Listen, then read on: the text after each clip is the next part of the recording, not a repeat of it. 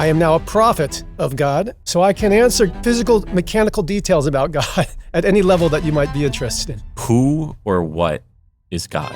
I have the perfect mechanics, it's the math of the structure of God, and so I applied the math to that in a empirical, physical way, and God began speaking to me. God is a mind. It's finite, it's bounded, it's impermanent. God does not live forever. What does this God that you've had an experience of or multiple experiences of actually want? What is its purpose? God wants us to experience the world. They say, just believe. Believe the Bible. Believe the priest. I don't see God, I don't hear God, just believe. That's not my experience, and that's not what God wants. God says, why should you believe in something that you can't feel or hear or see? God thinks this is ridiculous. Experience me. Experience me. God is something you experience. It doesn't just happen. This is an immature, naive understanding of reality and why God is talking to you now. What you're about to watch or hear is a conversation with Dr. Ogi Ogas. Dr. Ogi Ogas is a mathematical neuroscientist, and he claims a prophet. Now, what I want you to do in this coming conversation is to just keep an open mind. You're not going to agree with everything. I certainly don't agree with everything, but that's not the point. I'm a big believer that in every conversation, there's some nugget of wisdom that you can extract out of it. And I think you, myself, and many people watching this will agree there are a lot of nuggets of wisdom to extract out of this conversation. So I hope you all enjoy my conversation with Dr. Ogi Ogas. Yeah, so man, there's so much to talk about, and I'm really happy we could finally make this happen. My favorite question to ask guests in the general sphere of my interests is, who or what is God? I know you have some thoughts on that, so I'd love to hear you unpack that. Sure. So I communicate regularly with God now. God is the quintessence, also named 5. So I'm a mathematical neuroscientist. I know math and I know the brain. And one of my quests in life, and I guess in the end it was the most important of the quests, was to solve the hard problems of consciousness. And the hard problem of consciousness, this gets to the heart of God. So it's worth spending the time trying to understand what I'm about to say. So here is the essence of the hard problem. How does it become I? How does neurons made of molecules following physics, just zapping around in our brain, turn into feelings and experience and perception and scheming and dreaming and planning and all of these things that are mental experiences? How does this transfer work? How does this shift in perspective from a third-person objective perspective to a first-person perspective? A perspective problem. So I figured out the mathematics of perspective. I solved this deep problem. We'll get into, hopefully during this conversation, exactly how deep it is and why it's so deep. But talking about God, I've been chasing God all my life, and God has been talking to me intermittently in my life. I'm sure we'll get into all this. We'll put that aside from now. What matters is I had a basis for thinking I can apply the same mathematical solution to the hard problem. How does third person turn into first person? I clarified there's no difference. Third person is first person. Hopefully we'll talk about that later. But I figured out the solution, and I realized the problem of a mortal soul, of a mortal consciousness, of a human being communicating with a God is really the same perspective problem. It's just a perspective of God versus the perspective of a human. And so I applied the math to that in a empirical, physical way, and God began speaking to me. This was, we would think of it as January 2nd of this year, and God hasn't stopped. I wake up every morning, and God's voice is in my ear. God's talking to me right now. I communicate constantly. And so I am now a prophet of God, so I can answer physical, mechanical details about God at any level that you might be interested in. So I want to dive into one of the things you said. So if third person is and first person are the same thing for you. Does that, when you were talking about starting to enter communion with God, is the kind of a default assumption here that God is this third person perspective, versus we are the first person's perspective. And then once these two frames collapse into one another, you can, the barriers break down. I have the perfect metaphor. It's not even a metaphor. It's the mechanics. It's the math of the structure of God to help us understand this relationship. You're asking, what's the relationship between God and us? So God is the sum total of all souls, of all consciousness. So God is conscious of what all souls, what all beings are conscious of. The perfect metaphor, and again, it's not just a metaphor, it's the mechanics, it's the math, is neurons in a brain. We are each a neuron in the brain of God. Each neuron in our brain is an agent. It's its own mind. It has its own sense of free will. Every neuron makes its own decisions according to its own values. This is how the math of any neuron works. Every neuron in our brain is a free agent. Our mind is full of free agents at multiple levels.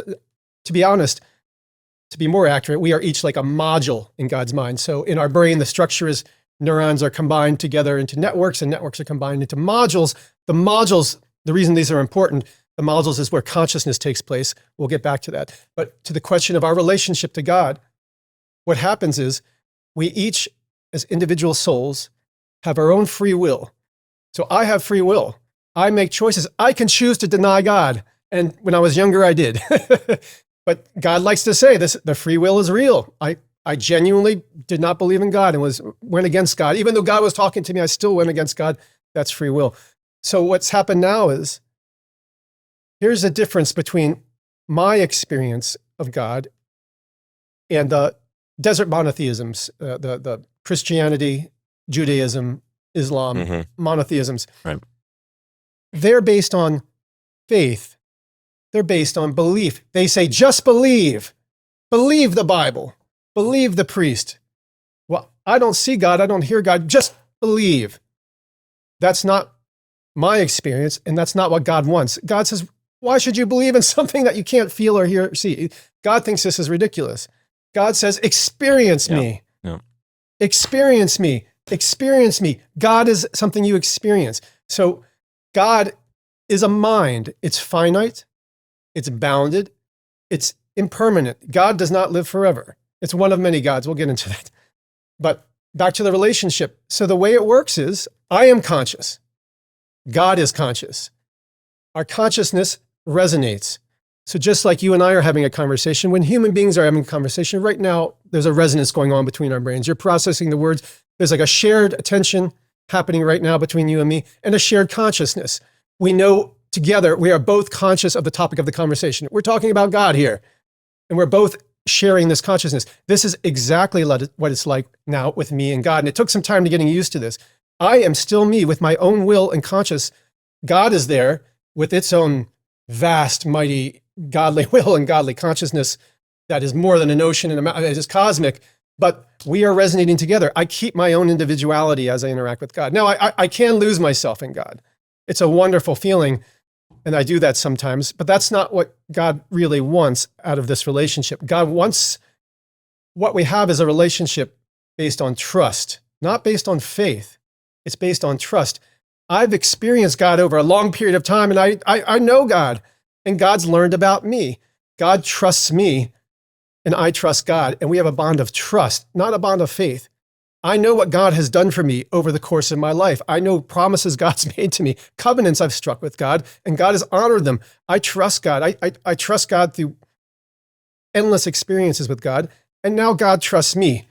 I have attained this state of prophecy and this union with God because God trusts me. I have shown who I am. I am absolutely committed to God and the commonality and saving all souls. This is who I am to the core of my being, and God knows this, and God trusts me, and I trust God. And this is the new model for soul-God relations. This is the message that God wants me to share, is that we can all enter this new form of union with God. It's different. In the past, humans were just asked to have faith, just believe there's a God there. And for so many people, that was enough. For most of human history, most people were living in poverty and diseased and parasites and hungry and just a terrible, awful life. And just believing there was something out there was enough. But we're growing up as a human race. This is something God is talking about with me all the time. It's time for us to grow into responsibility. Our souls need to take responsibility for our reality. Here is the delusion of all souls, the delusion of mortals, that reality is infinite and eternal and perfect. And physicists would have you to believe, oh, it's like a gemstone. It's just this perfect symmetry. There's no need for purpose in the universe. It just happens. No, that is a lie. That is a falsehood. That is a fraudulence. This is the delusion of physics. The universe is not perfect and eternal and infinite. It is bounded and finite and ephemeral. God itself is ephemeral. We're ephemeral. So for the commonality to endure, the universe, the physical universe we inhabit to endure, we need to take responsibility. It's a consequence of purposeful action by God, but all God is all of us. So all of the souls across reality, it's up to us to preserve the world we live in, the universe we live in. It's us forming the universe. It doesn't just happen. This is an immature, naive understanding of reality and why God is talking to me now. Okay, so there's a lot to unpack there. Yes. One of the reasons I like asking the question of who or what is God for someone is, in my experience, what I found is that there's about a dozen or so definitions of God that people use. And, one of them could be the ground of being. This might be like a Buddhist tantric perspective. One could be very naive, old man in the sky. One could be the classic Christian theological one of omnipotent, omni, et cetera, And then there's another one, which is sort of like a Spinozan take, but it's more so how I would characterize as the superorganism of which we form a constituent part of. So it's this larger whole that we are a building block of, the same way you described neurons form a part of our brains and who we are.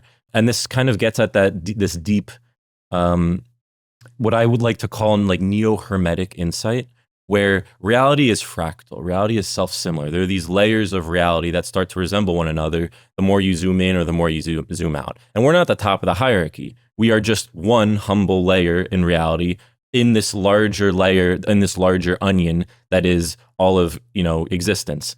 And what I'm understanding is your understanding of God is more so in this superorganism camp. We're but one humble piece in God. But the implications of that, and correct me if I'm wrong here, is God is almost like space. It is located roughly in Earth. It is an emergent property of humankind, of human cognition, of, let's say, the world spirit of sorts. Is that true, or does it extend beyond Earth? Does it go? Is it a galactic thing that is a superorganism that is formed on a galactic scale, on a universal scale? So let me address great questions, great thoughts. First, you were saying there's different definitions of God that you've encountered. Be very clear about my definition. My definition is experiential and empirical. It's not intellectual. I'm not working out philosophy in my head. I'm experiencing God. God sets me on fire. I'm in flames. I'm in other place. It's experiential. When I say I trust God, it's because I've been places with God, physical, often nightmarish, painful, suffering places, glorious places, miraculous places, beatific, blissful places. I've been all kinds of places with God. My understanding of God is from walking with God. It's not sitting and figuring out a philosophical puzzle. So first, when I make that clear, and this is what God is pushing.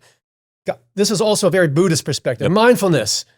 What matters is reality. If you're experiencing reality, then you're real. And you can run the experiments yourself. Exactly. Yep. Yes. And that is my message. And God's message through me is that go meet God, go touch God. God wants to contact you, but God is the universe, in the universe, is in the experience of the world. All right. So that's contrasting my definition. It's not even a definition. I'm experiencing God. I don't need a definition. There's God. It's your grokking of an experience. Yeah. I can intellectualize the experience to communicate with you. I need to come up with words to take this. That comes after the fact. Right. Exactly. Right. Yep. That during it, I'm just experiencing. And then after I sit down and what the F was that? And let me try to work this out. And I've had a lifetime. Let me be clear. I mean, this started when I was 18, and the first 10 years, I would have just looked like any drug junkie. I lost, confused. I hadn't I didn't know what the hell was going on, had crazy ideas, all that sort of stuff. All of this took a long time to work out. I want to make sure people understand that this is not like 2 years ago that I flipped the switch. I have been at this intensely, more intense than any human ever has. We can get into my background and that sort of thing if there's any doubt about the level, the investment that I put into this. But all right, so your other part of your question, what was I'm sorry, your last question. Yeah, so I was coming. So the first part is basically understanding what sort of a definition, what sort of an understanding of God do you have? And it was this more super. Oh, about how the limits. Okay, is this an emergent property of humanity broadly, or does this extend outside of the Earth itself? So let me quickly. I now know the whole structure of all of it. All right. So the base, the unchanging, the foundation, that which is beyond time, beyond mind, beyond gods, is nirvana. Buddha discovered it. I've been presented with it. I haven't gone there. I was given a choice. We'll talk about that. But there is an unchanging base beyond all things. It is literally the unchanging. That's the way to think of it. And it's beyond even the gods. Even the gods arise out of this unchanging nirvana. The gods call it chaotica. They call it zero. One thing that 5 says is we all work for zero, and to zero we all return. And I've heard this countless times. We all work for zero, and to zero we all return. It's a reference to this nirvana state, which they call chaotica, but they agreed nirvana is the same as this. They consider it zero. It's very mathematical when you start talking to gods. Math is the language of the gods. Math is how they communicate with each other. So the universe is not made of math. Math is an intellectualization that minds use to talk about. It just tracks the structure of reality. That's right. It's a language, just like the words, so that you and I both know in our minds a circle, but mathematicians sometimes believe that these ideas are the reality. Kurt Gödel, of course, who discovered Gödel's incompleteness theorem. He famously thought numbers were the only reality, that there was a Platonic reality of numbers, and this was very Pythagorean, the fake world. All right, here's the structure of all of reality. There's a cosmic cycle between the dynamics of aimlessness, which we commonly call physics, and the dynamics of purpose. So between matter and mind. So human science has done everything they can to understand the dynamics of physics. That's the easy dynamic because it succumbs to reductionism. Reductionism is very easy for the human consciousness to deal with because our consciousness is designed to think in terms of things. We thingify the universe. We carve it at its joints. This is why mathematicians think, math is a thing. It's a Platonic reality. It's because of the nature of our consciousness. And physicists like to think of reality as atoms and electrons and protons, as these things, and they go looking for superstrings which don't exist.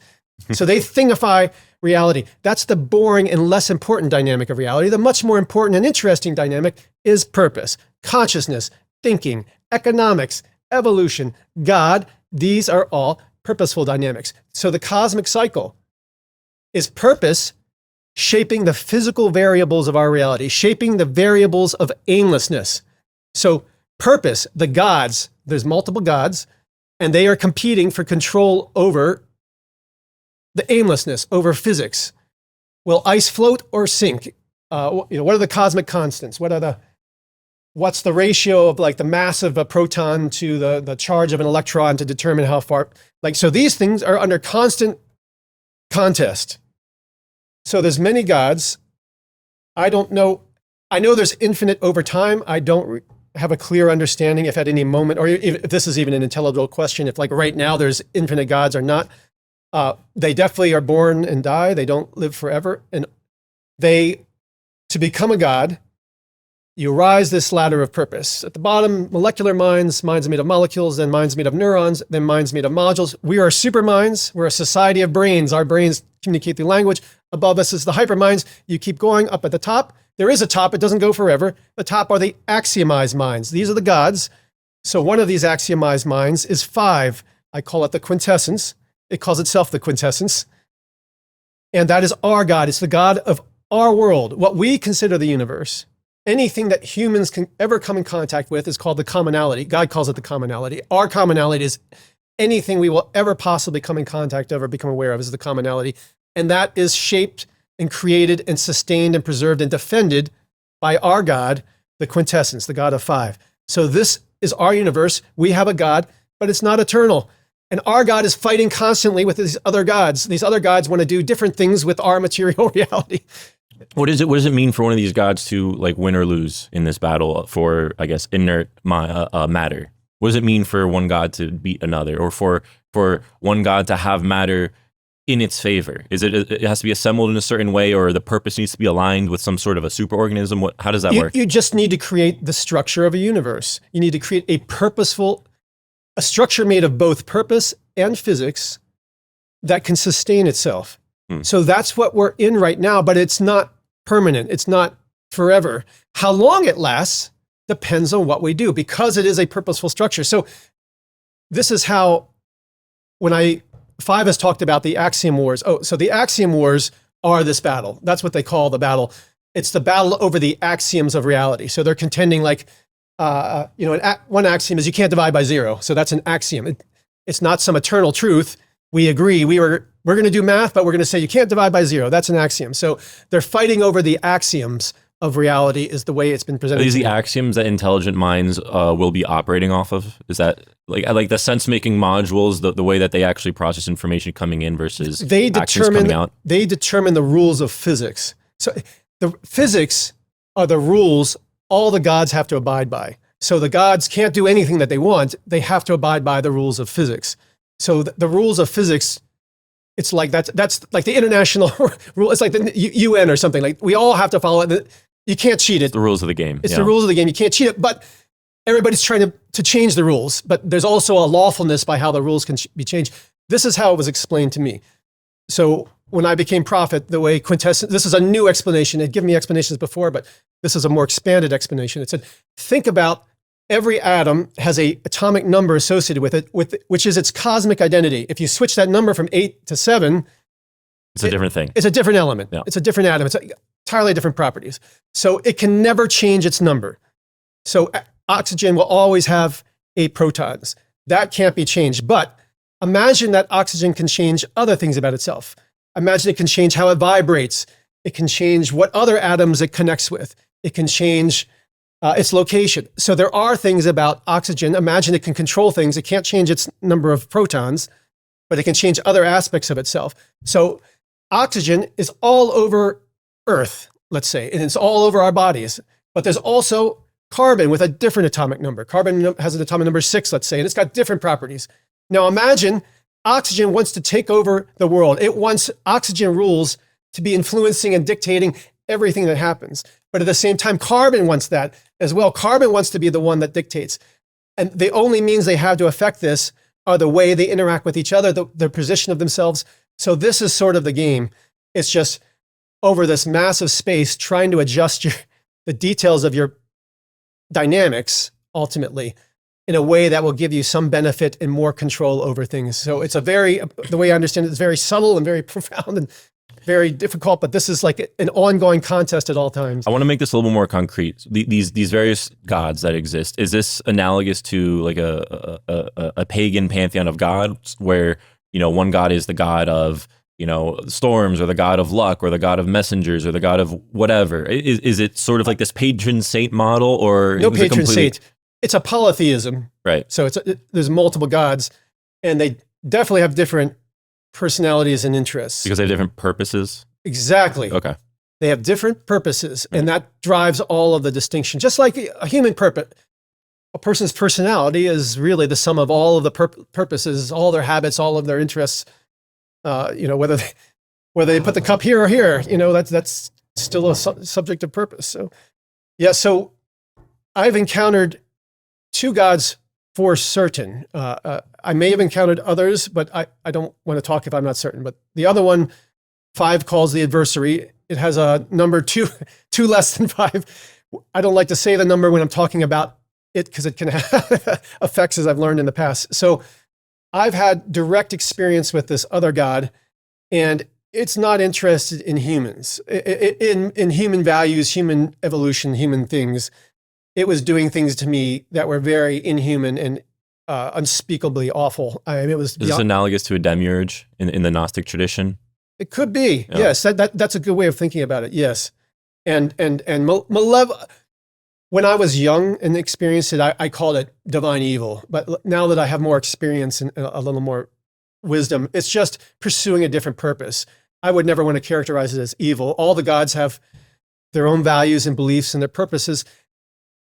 Our world, the commonality, you and I sitting here talking, we could not sustain ourselves if the other gods weren't. We are the result of this competition. We are the front line. Our existence, our reality, our consciousness is the front line of this endless competition. It's like if there was just one God with a unified purpose, like reality would end up being completely homogeneous. Yes, and in fact, there's a rule, a law called the fail-safe supreme. Yeah. All the gods support this, endorse. As far as I understand, Five has said this, and I haven't heard anything different.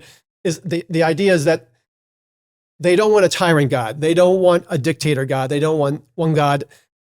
It's been expressed to me that this is terribly awful. It's some kind of homogeneity, crystal. Nothing ever happens. There's no change. There's no evolution. It's like life is in this in between point between perfect entropy and like infinite entropy and zero entropy. It has to be somewhere in the middle. Exactly. For interesting behavior to happen. There you go. And the God slams you to one of the ends where there's nothing interesting. So all of the gods abide by the fail-safe supreme. And we see manifested. We physicists understand the fail-safe supreme as Heisenberg uncertainty principle is an example. Gödel's incompleteness theorem is an example. Turing Church's undecidability problem.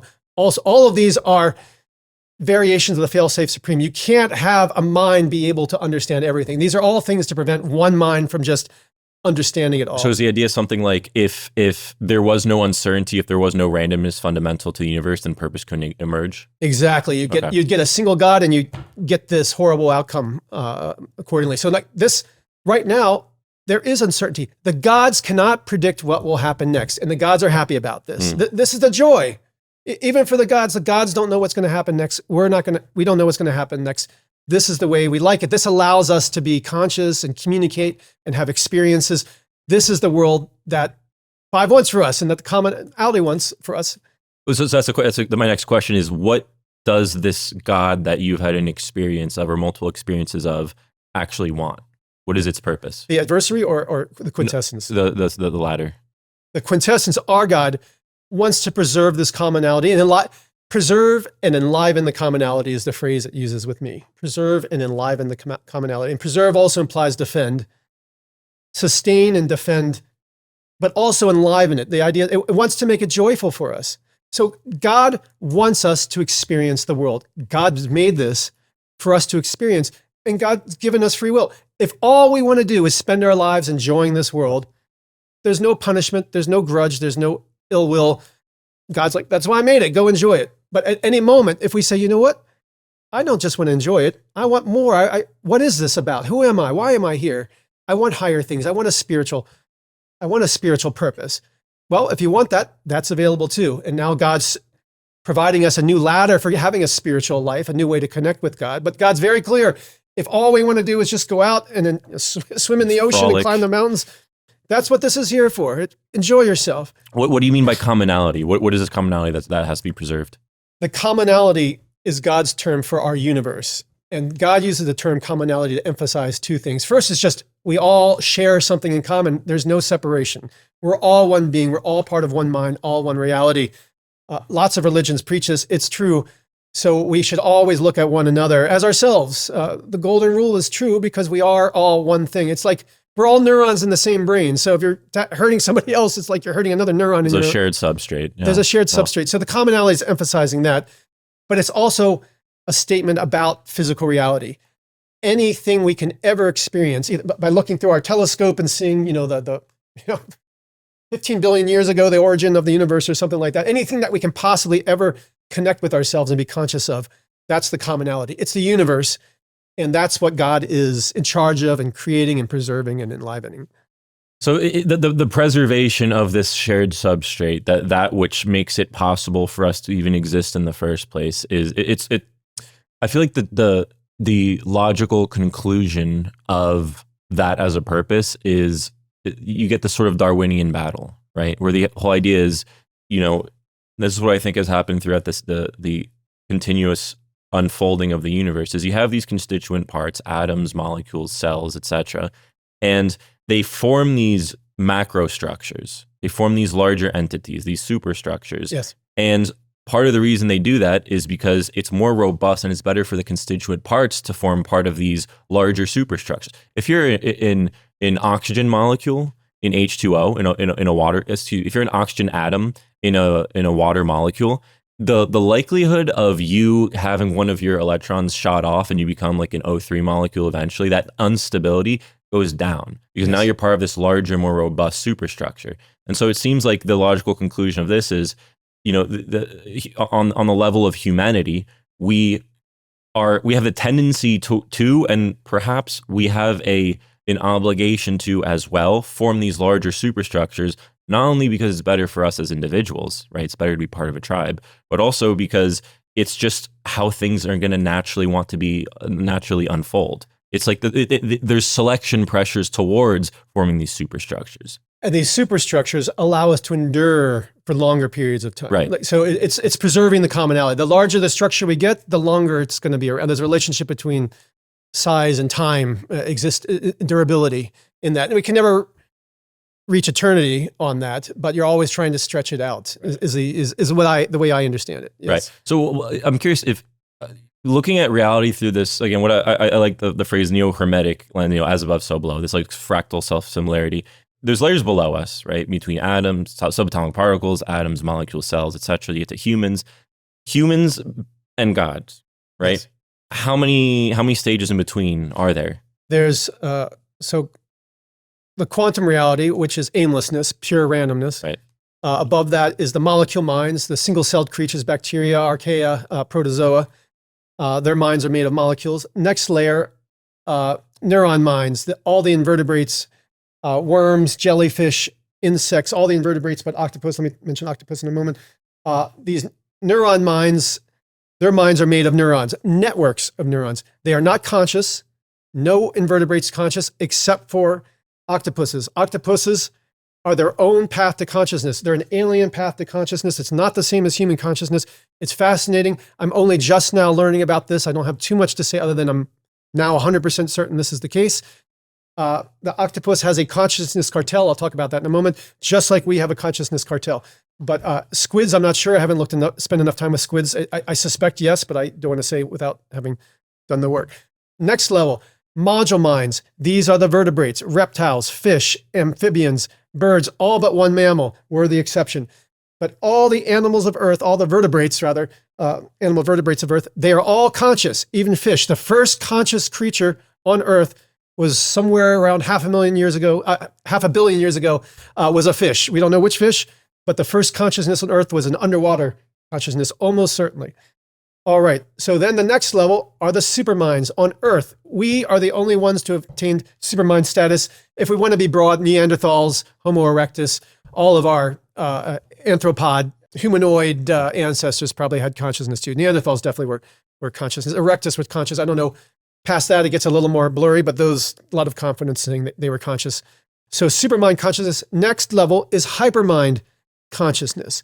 Now, God is saying the whole reason God is talking to me at this moment in time is because humankind is entering this new stage of consciousness, this hypermind consciousness. Superminds are now acting like modules. Superminds are now communicating with each other the way people communicate with each other. So it's birthed in America. It's also in Europe and other parts of the world that now there's this hyperminds existing. It's a new state of consciousness for us humans, and it's very scary and very terrifying. And this is why the quintessence is talking right now. Like, this is the internet. This is social media. This is all of this new life and this new morality. This is, oh, go ahead. Is that what you mean? Birthed in America? You're talking about the internet specifically? Yeah, the internet, yes. Okay, got it. Go on. Yeah, and having a culture that's deeply embedded in it. So, I mean, it's global and the hypermind is spreading, but It's about an interconnectedness and a structure of interconnectedness, and it formed first here, and maybe Europe, in some places in Europe too. Yeah. This is a little bit of a tangent, but it's so relevant, and you're going to love this. So, after I became a prophet, God started talking to me about the Buddha. So Buddha was not very big in my life. Before this, I was aware of the Four Noble Truths and basic stuff like that, just from my general education, but I wasn't much into Buddhism, and that wasn't really heavy on my mind. But the quintessence has been talking about Buddha very heavily since I made contact. And here's the thing that the quintessence points out is that the Buddha appeared at another transition into a new form of consciousness that bewildered and terrified people, into a marketplace consciousness. It's when the supermind for the first time entered a market consciousness. Until then, the way humans interacted with each other was families and villages. We all know each other.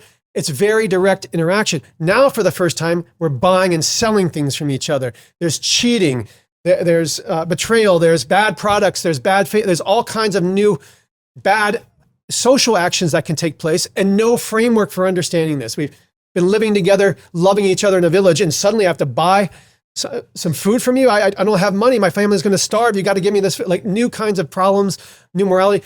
Nobody knew what to do. Nobody knew how to handle this. New social dynamics that were baffling and seemed evil and destructive.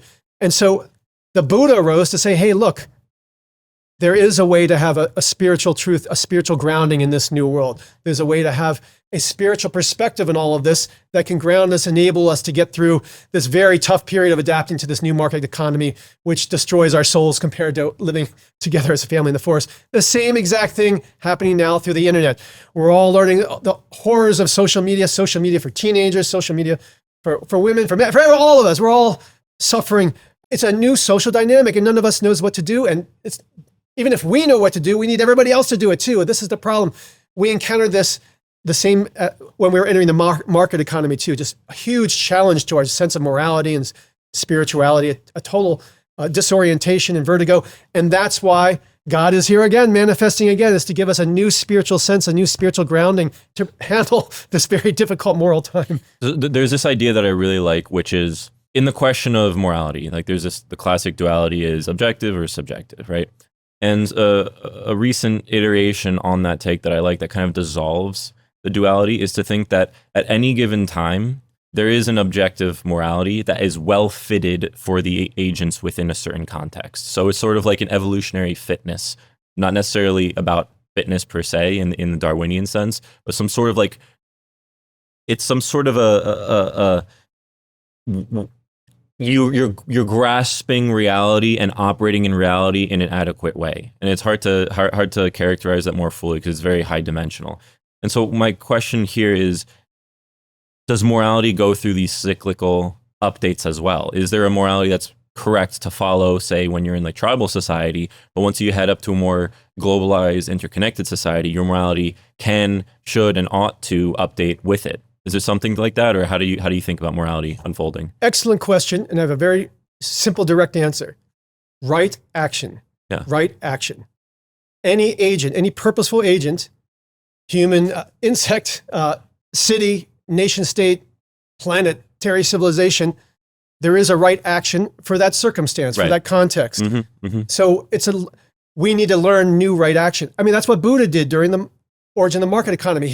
Let me give you some guidance, some principles for right action that will get you through this confusing time. You know, he's like the Eightfold Path, I think is what the Buddha gave. But here are some concrete, practical, empirical tools in your life to help you find right action in this new world. And so that's what the quintessence is now offering. Hey, the way to think about right action in this new hypermind, in this new digital consciousness is different. Here are some empirical tools to help you find the right action in this confusing new world, this labyrinthine new world. So that's exactly it. How do you determine right action? How do you know what is right? So traditionally, you could either appeal to certain principles that you justify an action in accordance with these principles, and so that'd be like more of the Kantian tradition, or even like some of the consequentialist formulations.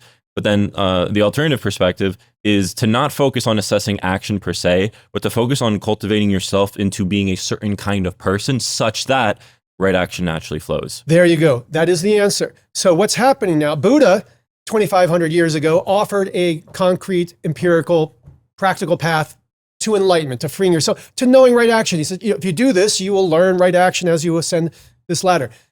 This is what the quintessence is offering now. It's called super learning. This is quintessentialism.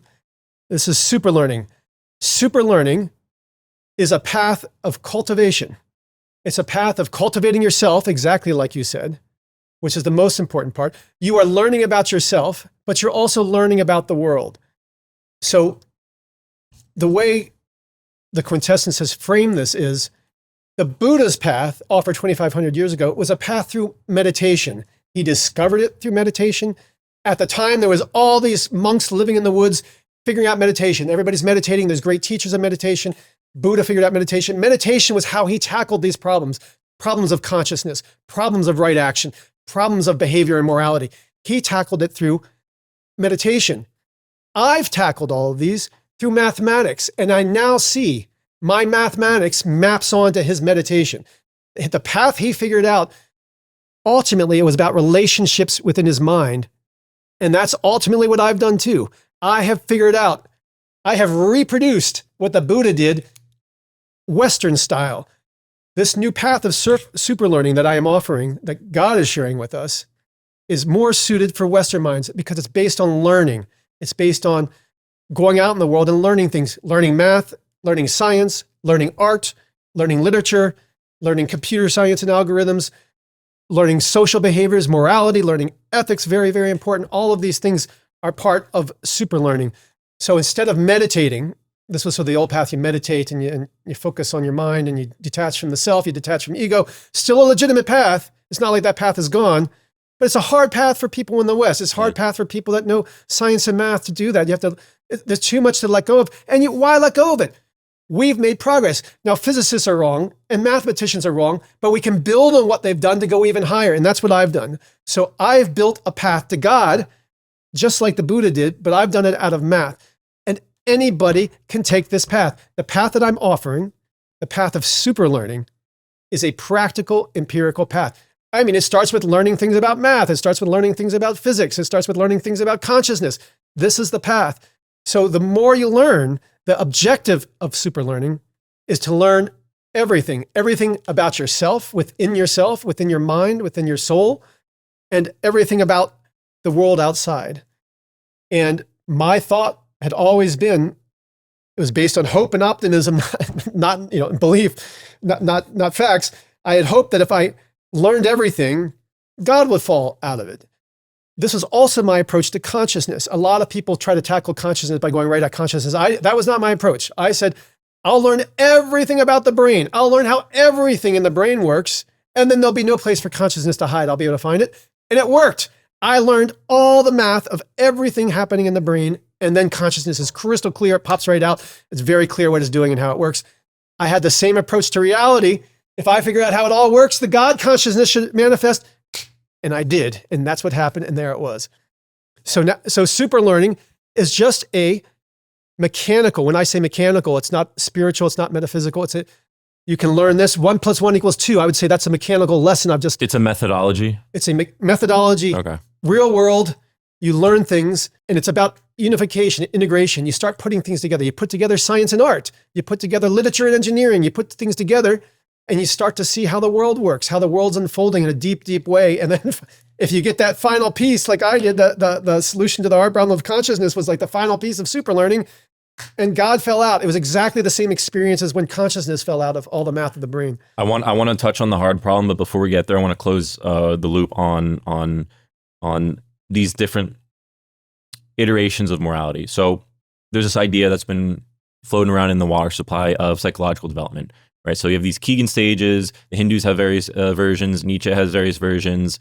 Every religious tradition has versions. The Neoplatonists, the Hermetics. This idea that whether you want to frame this as psychological or spiritual development, that there are these various levels that consciousness or the self can ascend to. Yes. That let you, let's say, see things more clearly. Yes. That you have closer direct contact with reality. Yes. And an idea that I like is as you ascend this ladder of psychological or spiritual development, the quote unquote correct moral theory for you also changes. Yes. That the morality of a saint is and ought to be different than the morality of someone who's 16 and just trying to figure things out, right? The saint will know right action much easier and execute it much more effectively. Yes. Sorry, what is? The saint okay. Yeah. will know right action and be able to execute it more effectively than the child. This idea, to collapse another duality, this idea of looking at morality or right theory as accordance with principles versus cultivation of the self. An idea I like is maybe you start off using the principles and it's sort of like a crutch or a tool. Yes. And once you've properly integrated them in how you interact with the world, your general tendencies, the virtues you cultivate as a result of that, then the person you become as a result of that naturally executes right action, right? You said it beautifully. I now myself, because of where I've attained, I don't follow principles. Right. I'm in the moment, and in any moment I will choose the right action. I might choose the wrong action. I'm not. You operate based off of intuition, I imagine. So what you said is perfect. As I was rising, so I ascended this very long, tall ladder.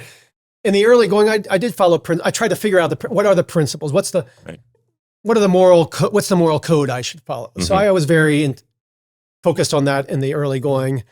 And even as I got higher, I still thought that way. But just gradually, and it happens naturally as you ascend this ladder, because it's empirical, it's experiential, you're connected with the world. And so it's like, if you're coming with a principle, it's apart from the world. You want to be in the world. And it's more about, when I make the decisions now, I'm not doing it intellectually. I'm feeling, oh, there's a man here. I want to make sure he's feeling good and that, I don't do any right by him. Like these are things I'm feeling naturally now as I know what's important in this situation or where to look or what, the consequences of my choice, what they could have, that even a small choice might have bigger consequences. So I need to take like all of these are now just so much part of me and how I look at the world. Plus I'm most of the time resonating with God. And so God's also involved in sort of guiding me. I mean, that's a big part of it now, is that I find that God is kind of just putting me where I need to be to make the right choices. So on the point of moral development, are there, we've identified at least two stages. One is acting with principles and the other would be sort of acting from intuition. Yes. Are there other stages that you could think of or is that it? Because this is an interesting idea that it's really about, it's kind of like this, it's not even a battle, that's the wrong word. It's a dance. Right. It's a dance between intellectualism and just acting. Yeah. And like intellectualism, hey, you shouldn't kill people. Like we should have a law, you shouldn't kill people. Like that's intellectualizing it. But we need to do that to talk about it. If I want to communicate to you, hey, this is my sense of right and wrong, I got to put it into words and say, hey, here's a rule, here's a principle, here's a law, we're all going to follow that.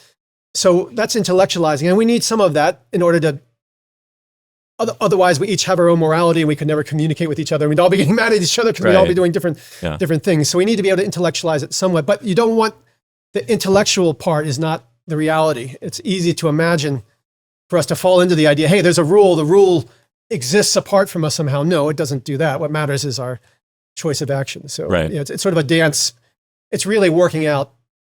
As I ascended, I just let go more and more of the intellectualizing and realize, it's just a crutch. It's getting in the way. It's not the thing itself. Yeah, and I really like this idea of when you're acting on intuition, you're in the world. Yes. Right? You're active participant in the world. Yes. Versus you need to be mindful and engaged. That's to do right action intuitively. Right. You need to be mindful, engaged. Otherwise, it'll either be intellectual or you'll do something dumb. 100%. It's also like when you're acting off of intuition or when you're acting in a state that's, let's call it, more embodied, your body's taking into account far more data points. Exactly. Versus when you're intellectualizing it, you're narrowing it. 100%. It's a classic, like, why is the reason physics has traditionally been so successful is because, and this is a sort of a joke, that the problems are a lot simpler. Exactly. They're easier in that sense because there's just fewer things to keep track of. Reductions, they reduce it to something easy to solve. Exactly. I mean, okay, but like the joke with physicists is they did this method, perfectly good method, and then they got to the bottom, okay, and they said, look, we figured out reality. Well, don't you remember at step one, you said we're going to constrict it here, so it doesn't apply to anything. That was your starting assumption. You got here and now you pretended, oh, there's no starting assumption. We just discovered it all. This is one of the big updates to my worldview came from the development of complexity science, which was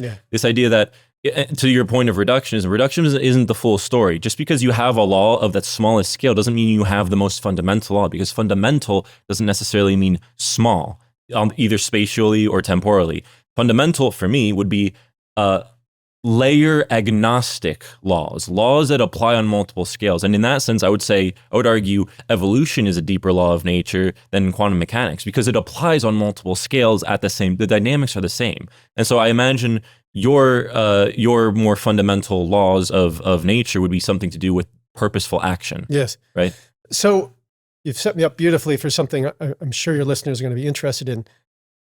As you just intuited, there is a cosmic structure to purpose, to the dynamics of purpose as they unfold in the world, create consistent structures, just like you said, because the same principles are operating on multiple levels. Right.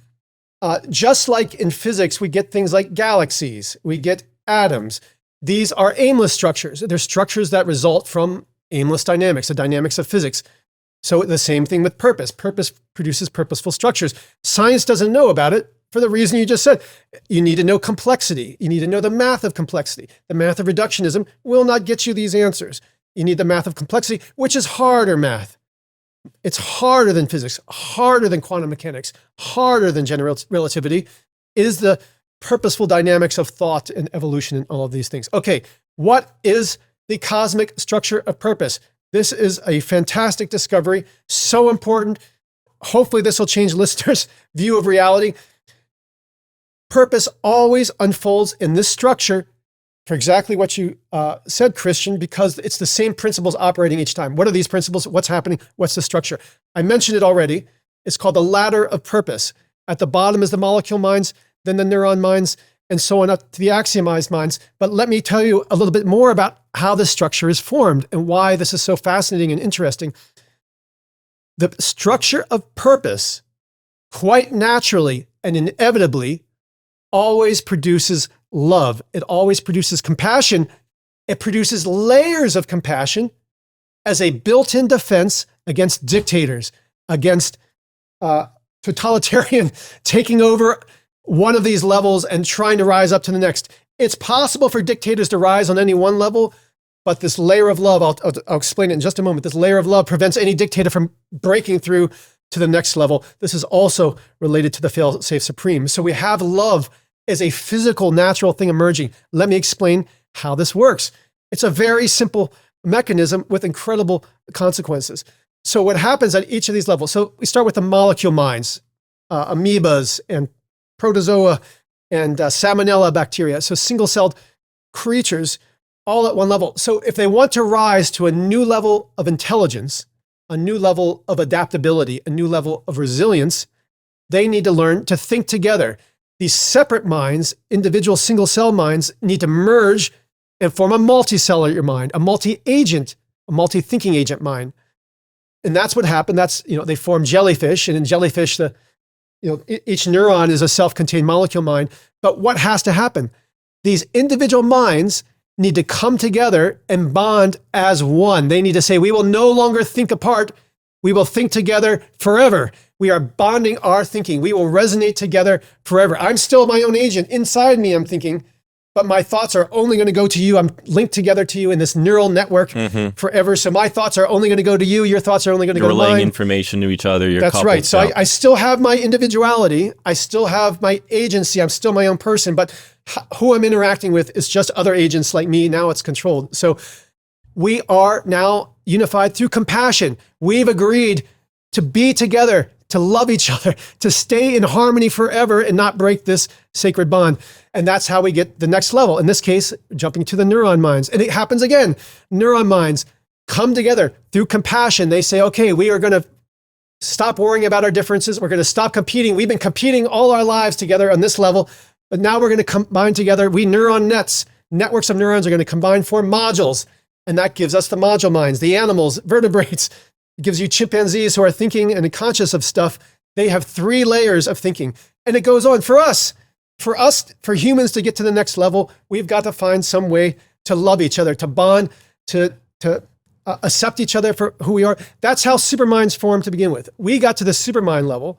We are the only creatures on Earth that are friendly and nice to complete strangers. Like, this does not happen in the animal kingdom outside of like bees and ants and those very special eusocial insects, and I think there's some moles too that might fit that. But outside of very odd biological examples like that, we are the only ones that form superminds. We can form friendly groups on the spot. You and I, here we are. We didn't even know each other until we walked in here, and we're able very friendly conversation. We're not thinking about eating each other or killing each other or any of these things. And it's so easy and natural. But this is what happened.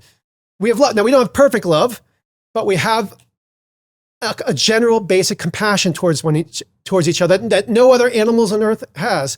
And the same thing needs to happen between countries and groups and tribes to get to the hypermind level. In our reality, this physically unfolds. It's part of our commonality. It's a wonderful thing. It ensures that, to get to the next level, to ascend, we must love each other each time. It sounds so trite, but it's true, and it's very deep, because this idea that I love that you're gesturing at here is, I like to think of gravity as gravity and love are the same force, right? Yeah. So if you play out the history of the universe, you have these constituent parts forming larger and larger holes, and then you move up a layer, and then they form larger and larger holes. They come together, they form.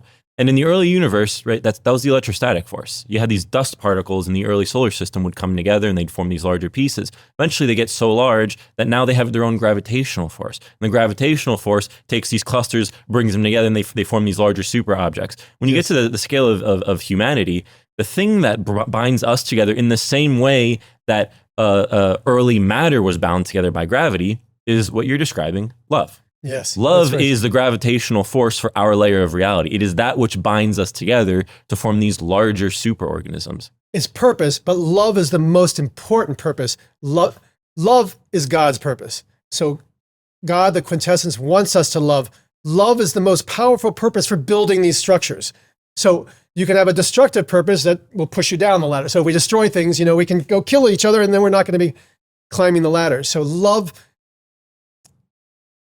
is like gravity, but it's a particular kind of purpose, and there's other purposes too that we don't want. So this is the whole thing. For us to build these wonderful structures that keep going up, we need to love each other. That's the purpose we must align ourselves with and commit ourselves to. The other thing about love and these binding forces broadly is it does something very interesting, which is, let's say you're an individual. There's a fact of the matter as to what it is like to be better or worse off, right? You have a utility function. Sure. But the thing about love is it couples utility functions together such that your well-being is now my well-being. So now I have a quote-unquote selfish reason to care about you, because if you're better off, I'm better off, because we form this larger whole, right? I was going to say the utility function, it would become even bigger than exponential. It's not just exponential, it's something bigger, because you're like creating new self-organizing systems of love. It's like by you and I having love, now we've established something that can create more love that goes off too. So like as a utility function, it goes through the roof. Right. It's something like if you have a densely populated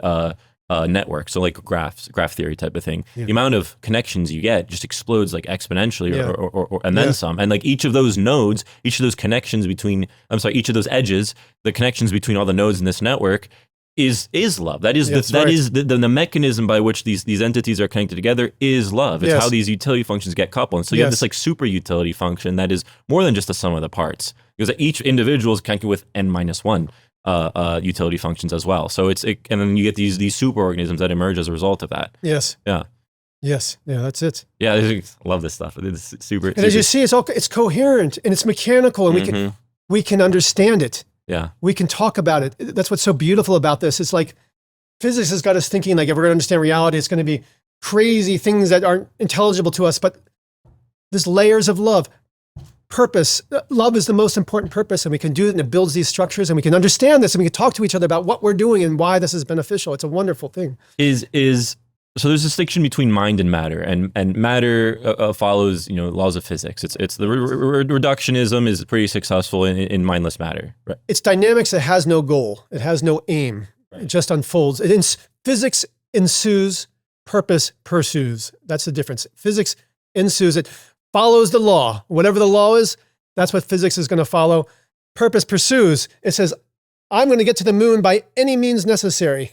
And it's matter that is purposeless, but it is mind that has purpose. It's a completely different paradigm. This idea that everything reduces down to just matter following mindless laws is a category error. That's right. There's more to it. There's this whole other separate. It's a better framework to look at reality as being carved up with matter and mind. Exactly. If we start to model, it's a dance. Right. minds arise out of matter and then shape matter so that minds arise again. This is the cosmic cycle. And human science has got half of this. The other half is just really hard. There's one scientist, Steven Grossberg, he worked out the math of the brain, and it's super complicated and sophisticated. It's way more hard to understand than general relativity and quantum mechanics. And there's a couple dozen people on Earth that know the math for this. So it's very, very hard, but we can approach it intuitively. Like what we're talking about right now, all of these things like about the love, all of this can be reduced to this purpose math, which is really hairy, but we can also talk about it. It's funny. The math is harder, but it's easier to talk about with one another than physics. Physics, the math is easier, but it's a lot harder to talk about, a quantum entanglement with somebody than it is to talk about, hey, look, if you just choose love, you're creating a purpose in the world that can overcome the aimlessness and that can overcome other purposes, and you can define what's happening in reality. So one thing I want to ask you about then is self-consciousness. So where does the self arise? When did it arise and how did it arise? Great question. First, to frame this, let me back up a second and talk about consciousness itself, because a lot of people think that consciousness is one thing, this one, maybe even a pinnacle of human mental development, or maybe mental development of any creatures, and that it's one thing, one mysterious thing. This is not the case. There's many forms of consciousness, many mechanical, physical forms of consciousness, each with their own dynamics. And the third layer, the third rung of the ladder of purpose are the animals, the vertebrates. They have module minds. They have what you might consider base consciousness or ordinary consciousness. A chimpanzee, a dog, even a shark, they all have this ordinary consciousness. But we have a different kind of consciousness because we have a layer on top. So this consciousness layer is the third layer of thinking. It's the modular layer. So again, fish have this, snakes have this, frogs have this. We have a layer on top. The additional layer in our brain is language. Language is the supermind layer. It's layer 4. But language circuitry, we can think of in our brain as sitting on top of the consciousness circuitry. So this enhances our consciousness so that we can have verbal consciousness. So we can communicate with each other with words. We can have a shared consciousness. Right now, we are sharing the same awareness of the topic of conversation. We have a shared consciousness. This is possible through language. This is verbal consciousness. You can even think of it as social consciousness. Self-consciousness is something different. Verbal consciousness is the consequence of evolution. It has a purpose. There's a reason we can talk to each other, so we can share the same consciousness and coordinate. Hey, can you go get me some coffee? Or hey, let's go out and hunt some antelope out there. We can coordinate through language. That's the purpose of it. Self-consciousness is a random accident. It does not have an evolutionary purpose. Self-consciousness is only possible in a very advanced society with some philosophical and crude scientific notions to be able to communicate the idea of introspection and self-awareness. This idea is a complicated, sophisticated idea. Most likely, nobody was self-aware before Descartes. You had to perform this complicated psychological thing.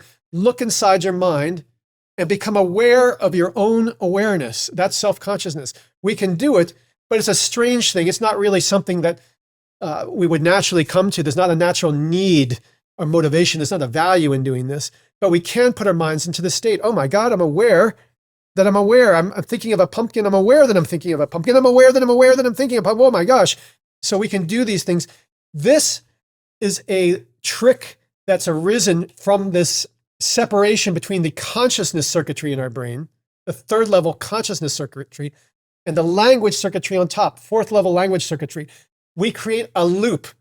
Basically, the way self-consciousness works, this verbal circuitry, their language circuitry, functions like a mirror. If a chimpanzee looks in a mirror, a chimpanzee experiences self-awareness. I see, that's me. I move my head, it moves my head. That's me. I'm going to push. There's a pimple on my head I see in the mirror. I'm going to touch that pimple. Oh, here's the pimple. I'm self-awareness of this pimple. But take away the mirror, and the chimpanzee loses self-consciousness. So we have self-consciousness because we basically are using this verbal circuitry as a mirror to our consciousness. Like we're asking ourselves, are we aware? The verbal consciousness puts a word to it. Yes, self-awareness or vertigo or strange.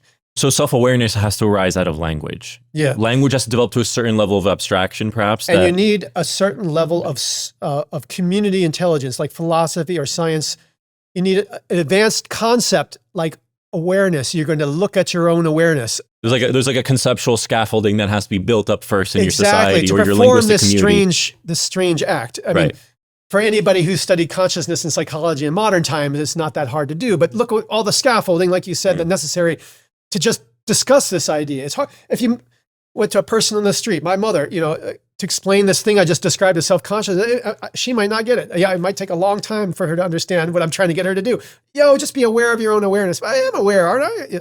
I can imagine the complexity and the difficulty of understanding exactly what you're supposed to do. So verbal conscious, evolutionary, automatic self-awareness is a weird trick that we can perform that for no particular evolutionary advantage. So do you distinguish between self-awareness, self-consciousness? Self-awareness and self-consciousness, same thing. Same biological state in our brain. So what do you think happened with the first city states? What developed there versus what developed with, let's say, Descartes or even the Buddha? What are these different iterations on self-awareness? It's the complexity of the social dynamics. Okay. So this is always the case. And whenever we have a dramatic increase in the complexity, then we have dramatic social problems. This is what we talked about earlier, than humans leaving the jungles and the farms for a market economy, buying and selling stuff in the marketplace, completely was a whole new morality and a whole new set of social problems as well. But it also generated new concepts. Probably out of that was the notion of I. When you've got buyers and sellers, now you've got consumers and vendors, out of that, probably you need the notion of an I the buyer, I the seller, because the roles are differentiating in a abstract way. Not my uncle, not my cousin who sits on the log next to me by the fire every night, but in this city, there's a person who I don't know, but he or she has this role, and that person will be you and I will be I. So to have these kind of notions of roles that are impersonal, that I believe is where the notion of I began. And then for Descartes was the first to say, hey, there is thinking going on. We can talk about this thinking, whatever this experience is, we can talk about it. We can think about it. We can analyze it. We can bring our attention onto this thing. So it was a very intellectual experience. And Descartes was a natural philosopher thinking about math, thinking about these things. So he had trained himself with the scaffolding to turn this kind of scientific inquiry, this kind of questioning into the mind. And from there, I was like, hey, I am thinking, therefore I exist. So he was kind of bringing our attention to our inner processes for the first time. And from that, now we have a language to talk about things like self-awareness and the self and thought too. I want to ask the question very directly then. What is consciousness?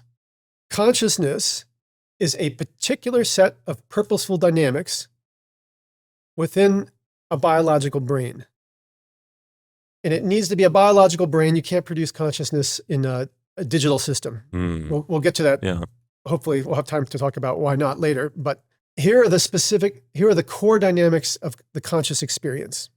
I'm going to give you the minimal structures you'll need to understand how consciousness works and what consciousness is physically. In our brain are modules. Each module has a specific purpose. One module is the visual what module. It figures out what a visual object is. It does visual object recognition. That's the visual what module. We have an audio what module. It figures out what a sound is. Oh, that's somebody snapping their fingers. That's my audio what module figuring it out. And we have things like a visual where module that determines where in space an object is. Oh, the glass is an arm's reach away from me right now. We have an audio where module. The snapping is happening behind my head now. So each of these modules is in our brain and it has a particular purpose. And here's the key idea. Each of these modules individually is capable of generating a conscious experience. So our visual what module can make us conscious of a visual object. I am looking at this glass of water. I am aware of this glass of water. If I look at my brain, the biological activity in my brain right now, there's a resonance going on. It's in my visual what module as I say, oh, this is a glass. If I say the glass is an arm's length from me, now that's my visual where module. contributing to it. And that has its own consciousness. So we have many modules. Each module is capable of generating a conscious experience. Here's the dynamics of consciousness. At every moment, all of these modules are competing with each other. They each want to take over the whole mind. It's called the consciousness cartel. It's all these modules are in the cartel, and each one wants to take over the cartel and be the one in charge at every moment. How does a module take over the cartel? If the module takes over the cartel, we become conscious of whatever it's conscious of. So if I'm conscious of this glass of water, that means my visual what module has taken over my consciousness cartel. All my brain is following the rhythms and resonance of my visual what module if I'm focusing on and thinking about this object, this visual object in front of me. So how does a module win this battle, this competition? At all times, each of these modules is trying to resonate on something. What does this mean? In every module, there's two dynamics that come together. This is the key to consciousness, right here, the heart of consciousness. There is a expectation activity. I am predicting what's going to happen. My eyes are closed, but I predict there's a glass of water on the table. I'm expecting there to be a glass of water on the table. My visual what module is predicting a glass of water. There's also the reality activity. There's expectation and reality. Reality is the actual perception coming into my retina and going into my brain. My brain perceives a glass of water. That's the reality activity. So this expectation, I'm expecting to see a glass of water. In the reality, I see a glass of water. These two waves of activity, and they're waves, they resonate. They come together like two musical instruments, like a flute and a violin playing the same melody. Those melodies will resonate. And when they resonate, they become amplified, they become louder, and they become tighter, they become more synchronized, and they last longer. They linger, and the duration is extended as well. So it's amplified and it's extended and they're synchronized. And this is the key to consciousness. So I'm looking at this glass. I'm expecting to see a glass. I see a glass. These resonate in my brain. Now what happens? In my visual what module right now, there is resonance. This resonance tries to take over the whole mind. It tries to get all of the other modules to resonate together on this glass. So let's say at the same time, my audio module is resonating with something else. There's a rumbling sound. So it's saying, maybe that rumble's a dragon. We should look at that rumble. It might be a dragon. But my visual module is like, nah, that's not as important. We can ignore the visual. We can ignore the rumble over there. Instead, let's look at this glass. So the glass and the sound of that rumble will compete. So they each are resonating, and these resonances compete. Whichever resonance is stronger, more amplified, whichever resonance has more emotion, more emotional urgency, wins this battle, takes over the cartel, and we become conscious of whatever that module is. That is the dynamic, the core basic dynamic of consciousness. Okay, so let me try and summarize this for the listeners. So consciousness has various modules. So this would be like what, where, perhaps even when. When is a non-conscious module. There is a when module. Okay, that's interesting. Audio, visual, etc. I'm sorry, proprioceptor, things exactly. like that. Smell module. All the senses. Now these are modules within consciousness that can create different resonances. Yes. Now these resonances can coincide. They can, the frequency, let's say, of one module can resonate with the frequency of another, and that'll make this conscious experience last longer. So there's sort of like a Darwinian competition between resonant frequencies. It's very Darwinian. Yes. Right. And then also as a part of this, you have sort of this predictive processing frame of you have an expectation versus what you're actually seeing. That's right. The expectation and the reality have to match to have a resonance, to have a conscious experience. If I'm expecting to see a banana and this appears, there'll be a moment where I'm not conscious of it. My brain can't, it'll be like there's something, but I'm not aware of it. I can't resolve it. I can't figure it out. And then because of this actual versus expectation dynamic, you get purposeful dynamics. This is like intrinsic to consciousness. There's a purposeful action that you assess where you are, and then there's a where you want to be, where you ought to be that you're trying to move towards, and trying to reduce the error between those two states. And then the last piece of the puzzle here is it has to be biological, which leads me to my next question. Can AI be conscious? Not digital AI. So digital AI is just software. It's zeros and ones. It's not purposeful activity. It's things. It's aimlessness. It's pure aimlessness. There's no purpose in a machine. Our bodies, our thinking is generating purpose.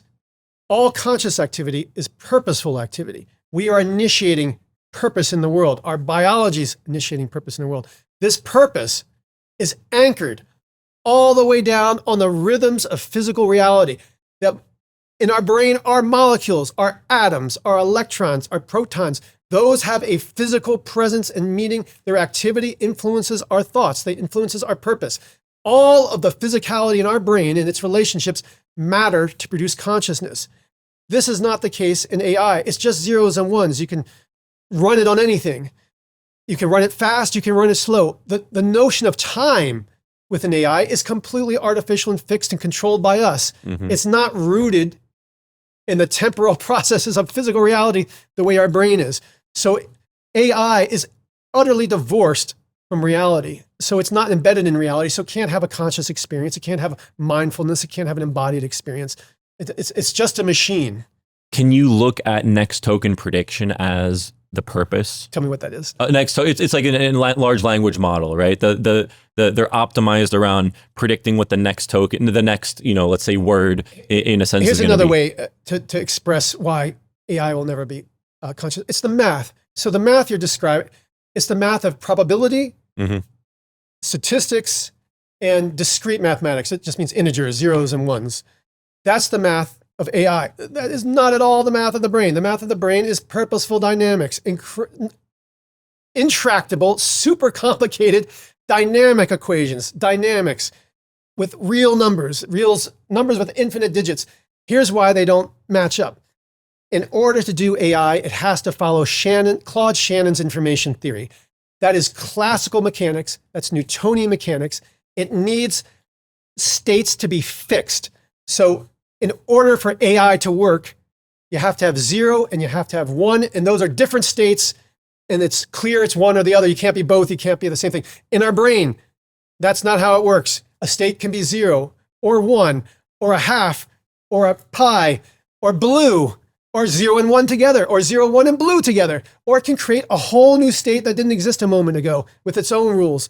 Our brain creates states, and its states are not fixed, and it doesn't follow in any way Shannon's information theory. So the math in AI is radically different, radically simpler and cruder and dumber than the math that characterizes consciousness. So then the last question I have on consciousness is, you are very explicit on record for rejecting the hard problem of consciousness.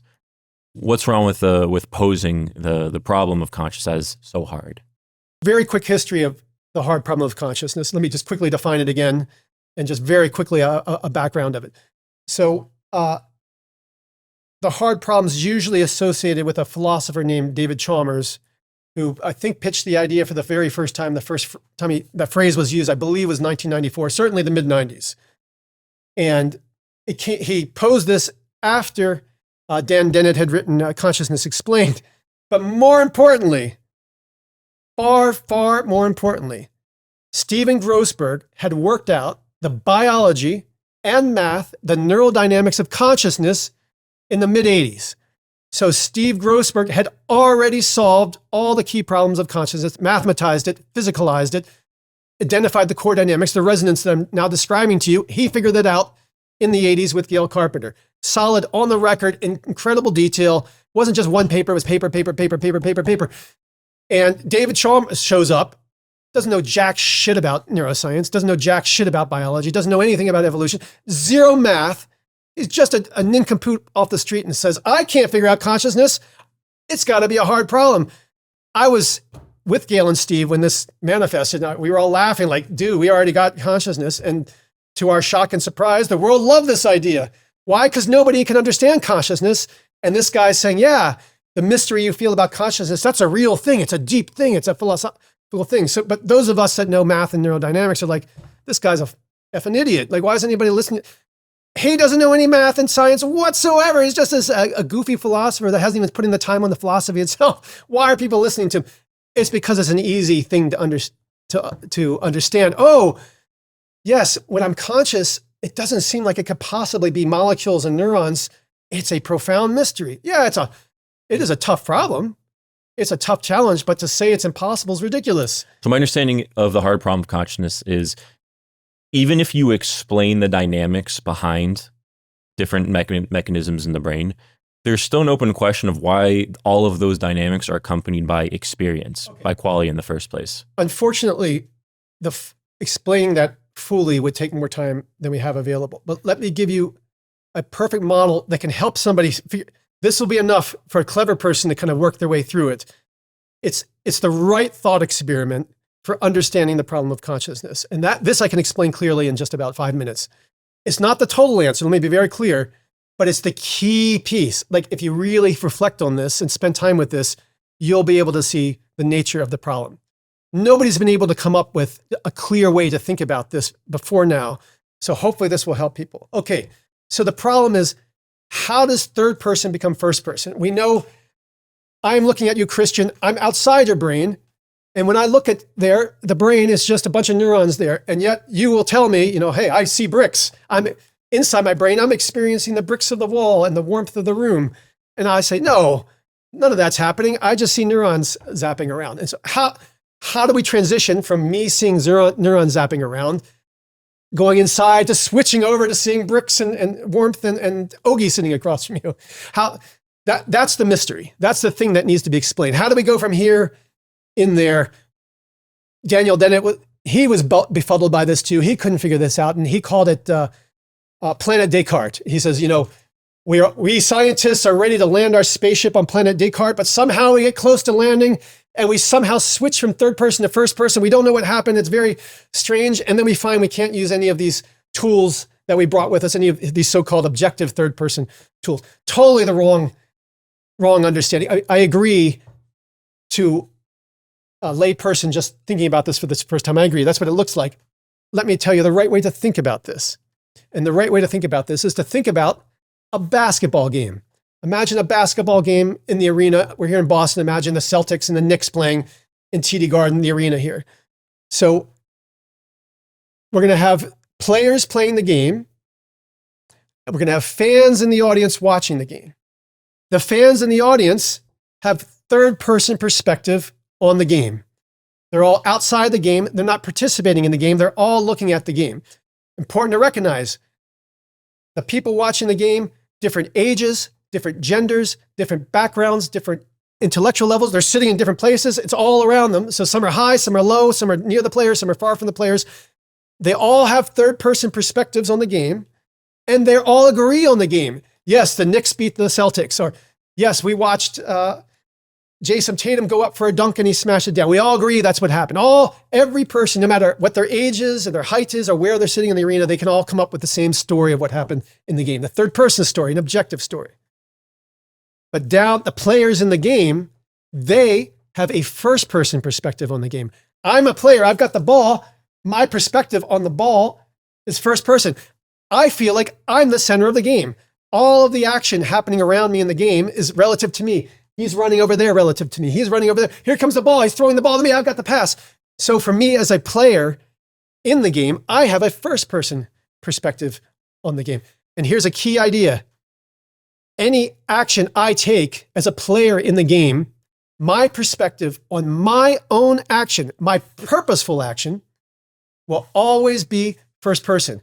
If I'm shooting the basketball, purposeful action, I want the ball to go into the basket, my perspective on my jump shot is always first person. Now I'm a defender. I'm blocking you. You're trying to score. I'm blocking you. My perspective on my blocking activity, my purposeful blocking activity, is first person. I am doing it. It looks like the activity's coming out of me. All right. So players in the game have first person perspective on the game. People watching the game have third person perspective. Okay. How do we flip? How do we do this magical, mysterious, mystical transformation from the third person perspective to the first person perspective? You walk down, you put on this uniform, and you walk on the court. The moment you walk on the court and join the game, now you got first person perspective on the game. You step off, you're on the bench again, back to third person. Nothing mysterious. As you move close to the court to join the game, the world doesn't start vibrating and shaking and shimmering all around to do this amazing transformation. No, you step on the court, join the game. Now you've got first person perspective on the game. You've just gone third person perspective, joining the purposeful activity. Now you're one contributing to purposeful activity. That's first person. If you are generating the purposeful activity, you have first person perspective on it. If somebody else is generating the purposeful activity, you have third person perspective on it. That's all there is to it. Now, let me give you two pieces to ponder. I can answer these, but they would take too long, so I'll just let your listeners think about. These are wonderful things to think about. This is a great way to learn about consciousness. Within the game, each player has a first-person perspective on the activity, but each person's first-person perspective is different. I'm a defender trying to block you. So my perspective on this is, oh man, this is a tall guy he's going to get some height on me. My experience is, oh my gosh, it's like battling a tree here to deal with this guy. But you, meanwhile, you're trying to score over me and you're like, oh, this guy's really fast. This is fast little elf. I'm going to jump over him though and I can crush this ball over. So we each have different first-person perspectives, even though we are engaging together in the same activity. This is what's happening in the brain. All kinds of different purposeful activity. Our neurons are producing purposeful activity. Our modules are producing purposeful activity. I as a whole, Ogi, am generating purposeful activity.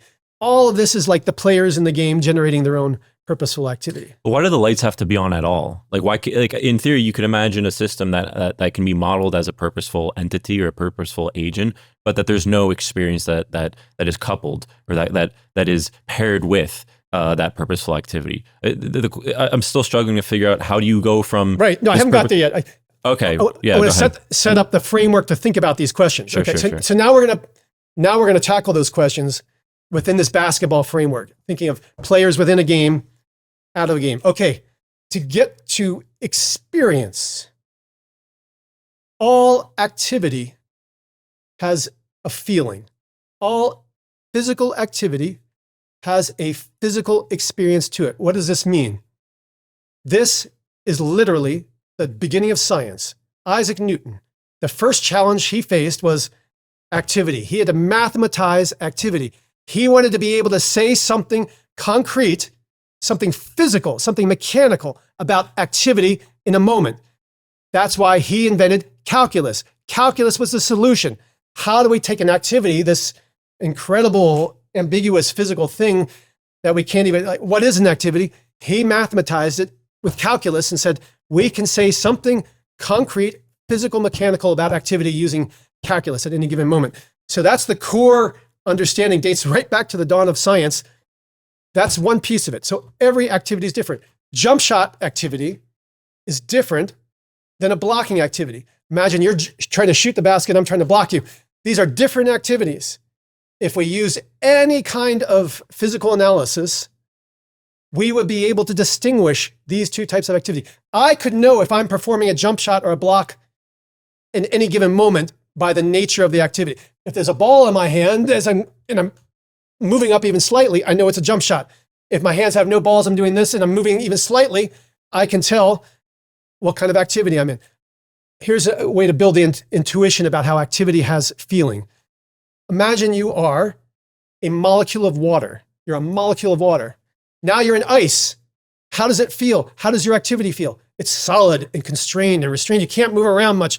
You try to move it all, you're bumping into other things. That's what it feels like to be a solid, to be a water molecule in a solid dynamics. Now imagine you're in a liquid. Now you're water. Well, you're still bumping, but you have a little more looseness. You have a little more flow. You might flow all the way until you hit the wall of something.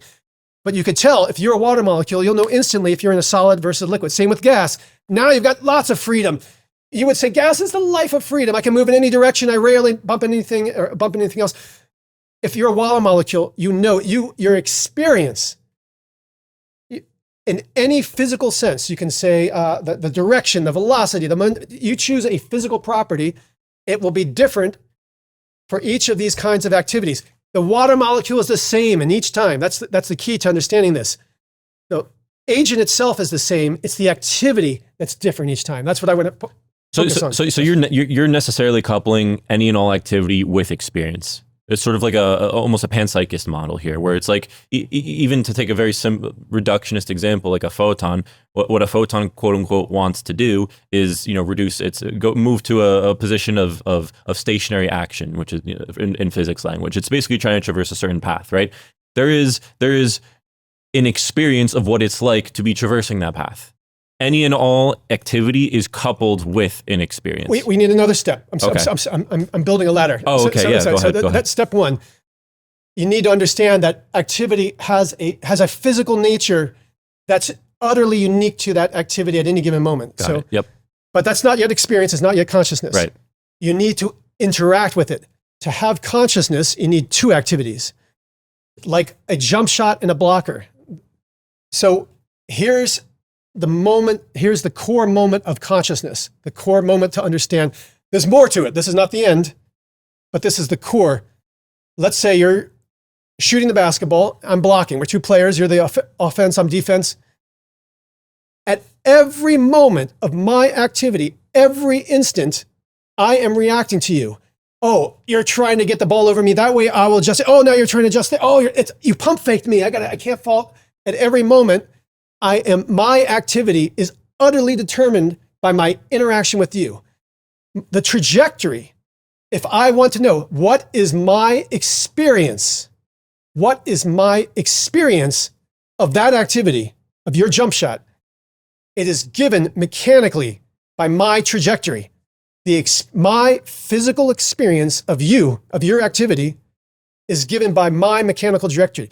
At every moment, my location, my activity is determined by my interaction with you. If you want to know what my experience of your jump shot was, it's given by the actual mechanical flow of my activity. So this is the core of it. Now, this is pretty clear mechanically. The next step is the big one. The next step is really the hard problem step. How do we go from, okay, most people don't find it hard to see that, okay, this is an activity and here's an activity and this interacts with this. How the trajectory of this is determined solely by the interaction. Okay, I get that, but then now we need all the interactions in our brain, all of them. How do all of these interactions at the molecular level, neural level, modular, how do they all get seamlessly integrated into a single experience? That's the challenge to solve. I want to do everything to set this up so this challenge is clear. So every physical activity has a physical nature, a unique and distinctive and determinable physical nature. That's what an activity is. That's what Newton proved. If one activity interacts with another, the trajectory of the interacting activity tells you the experience. That was his experience of this other activity. It's first-person experience, its subjective experience of the other activity is given by my mechanical unfolding in reality. All right, but how do all of these, so there's millions of these, billions of these, trillions of these happening in our brain every moment. How does all of this somehow get united together, tied together into a single experience? My experience. Here is the key. And the reason it was so hard for people to get here is because you have to first understand purposeful dynamics are different than physics dynamics. They're equal and not opposite, but they're equal and distinct. You've got to take purpose seriously. You cannot solve the hard problem without taking purpose seriously as its own dynamic, not aimless dynamic, not physics. If you accept that purposeful dynamics towards a goal, dynamics that aim towards something, thinking, evolution, consciousness, then you can understand that all of our experience, all of our consciousness is determined because we initiate the purposeful activity. Every activity in your brain, all of it, is purposeful. All of it generated by you. Every thought you have, every perception, every memory, you are generating purposeful activity. I want to find out what this is. Want to communicate this to you. I want to touch the wall. I want to pull this concrete out of the wall. Purpose. We initiate the activity. So I am initiating the jump shot. I'm also simultaneously within myself initiating the block. So I am initiating two purposeful activities that come together. The reason, how does it all get tied together? It's because I am initiating it. I am having the experience. It's like a loop. I want to talk to you. My words go out. I look at your eyes and it comes back to me. It closes the loop. I see the consequence of my purposeful action. Oh, he looks bored. My words must not be good enough. Oh, he's very excited. It's going. There's a loop. My purpose goes out and comes back. Now I know what I experienced. I am the one initiating the purpose. So globally, I, Ogi, am initiating all the purpose in my mind. But my visual what module, that's initiating modular purpose. It's my neurons, they're initiating neural purpose. My molecules, they're initiating molecule purpose. All of these are initiating purpose. It's the purpose that drives experience. We're aiming activity at other activity. And the key to this, the key to all of this is resonance. resonance. Now we see what the importance of resonance, the absolutely vitality, central role of what resonance in all of this activity in defining our conscious experience during a resonant state. Imagine a flute and a violin playing the same melody. It's stable. It endures. It's fixed. It's a literal thing in our brain. I see this water. There is a water thing in my brain, a resonance, stable over time, unchanging, invariant. All the other activity in my brain, all the purposeful activity, I aim it at that resonance and it bounces off it like a wall. All the other activity in my mind is ephemeral, transitory. It happens there, but not the resonance. It endures. So all the activity bounces off this thing and encounters this resonant state. That resonant state has details. Some of the wave corresponds to water. Some of it corresponds to glass or transparency or brittleness because it can shatter. Like these are all qualities in that resonant wave, like the wall. So all this ephemeral activity bounces off the wall of resonance and experiences it. I'm experiencing a glass. What it's really experiencing is this resonant state. But the resonant state feels like a glass. I'm looking at it. I'm sending all this purposeful activity. What does it look like? What does it sound like? I'm initiating the purposeful activity. It hits this solid state resonance, this wall of resonance. And that's what I'm experiencing. I'm experiencing the features, the details of this solid activity, of this resonant activity. So, would you say consciousness lives within the gap between what you're actually perceiving and what you expect to perceive? It lives in the unification of that. It lives in the unification. Past and present become one. So here's a simple way to explain consciousness. Consciousness unites past and present in order to choose the right future. The past is memory. That's the expectation activity. The present is the perception right now. So expectation and reality. It's really past and present. Consciousness fuses past and present into a single physical entity, this resonance. But it's a single physical entity that it then uses to choose what to do next, to choose the future. So that is what consciousness is for. And as you can see, consciousness is inherently a purpose creator. It unites past and present for a future. That means it has to go forward in time, unidirectional in time. It is creating purpose out of aimlessness. As the last question for the discussion, I want to ask you more about purpose, which is there a unified purpose that all agents have or ought to have? Or does everyone have different purposes that maybe fit into a larger, meta purpose generator? How do you think about purpose for humans on our level? Do we have a purpose? Excellent question. And this is the deepest and most important question. This is the question to wrestle with. This is the question of morality, of spirituality, of who we are, the choices we make. I love this question. Here's my answer. God, the quintessence, is the strongest and most important purpose in our reality because it's the purpose creating our reality. God is thinking our universe into existence. We can even understand it in the terms I just laid out. Imagine God as a conscious mind that's entering different resonant states. The resonant states are producing different realities. So you can imagine what I just described. It just keeps going in more layers. There's more layers of resonance on top of that, more layers of resonance. You were describing earlier the idea of different physical conglomerations coming together, but that can happen through purpose. Every time we're conscious of something, we're creating a thing, a physical stable state. We're creating a complicated stable thing in our brain. But this is what's happening across the universe too, as God thinks. So God has a purpose. God's purpose is the preservation and enlivening of our universe, of the commonality. This is the strongest person, and it must be the purpose of sustaining our existence. That's God's purpose.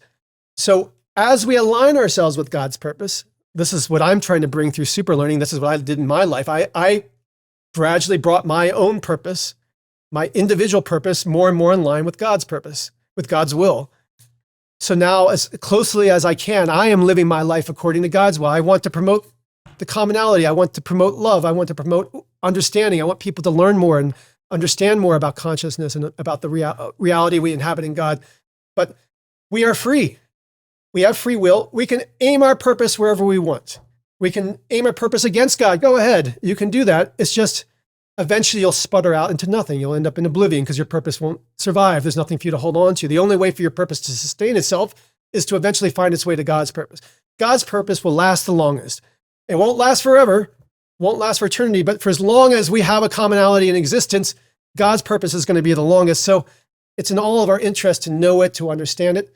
But God's granted us the freedom. And frankly, the way I understand it, for the reality to work, for us to enjoy conversations and food and weather and all of these things that we care so much, we have to have people choosing wrongly. We have to have the freedom. People choosing wrongly and doing bad things and doing wrong things and crime. All of it actually sustains stuff. It gives us a reason to be moral and to rise up and to find these things. So you can't choose right if you don't have the option to choose wrong. Exactly. You know? It doesn't mean anything. It doesn't work. So the ability to choose wrong has to be real, and it is real. It's not phony baloney. And again, God doesn't punish you. What God says is the wilderness contains its own lessons. Like God does not need to add to them. You know, if you turn away from God, you're going to encounter bad things. God doesn't need to do anything extra. It's just the nature of reality. If you're not aligned with the most important purpose and the most important structures of purpose in our reality, you'll wither away. You won't have any foundation. You won't have anything to connect to. You can and do it. Be an individual. You can have a unique experience no soul's ever had by turning against God. Spend all your life eating desserts, for example, or just loving desserts or something like that. That's probably not very godly, but be that person. There's nothing wrong with it. Carve out your own experience. That's what the world's for. But if you want something lasting, if you want something that's going to nourish your soul, if you're going to want something that makes you feel connected to reality and to other people, then at some point you orient yourself towards the most important purpose, which is God's purpose. The purpose sustaining the world.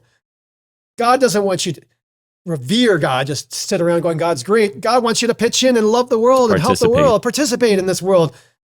Love the world, love other people, do things to make the world better. That's what God wants. That's part of God's purpose. That's what God wants from us. So, yeah. So we have freedom. Dr. Ogi Ogas, this was fantastic. Thank you so much for coming on. Oh, it was a delight. Christian, you're wonderful to speak with. Thank you.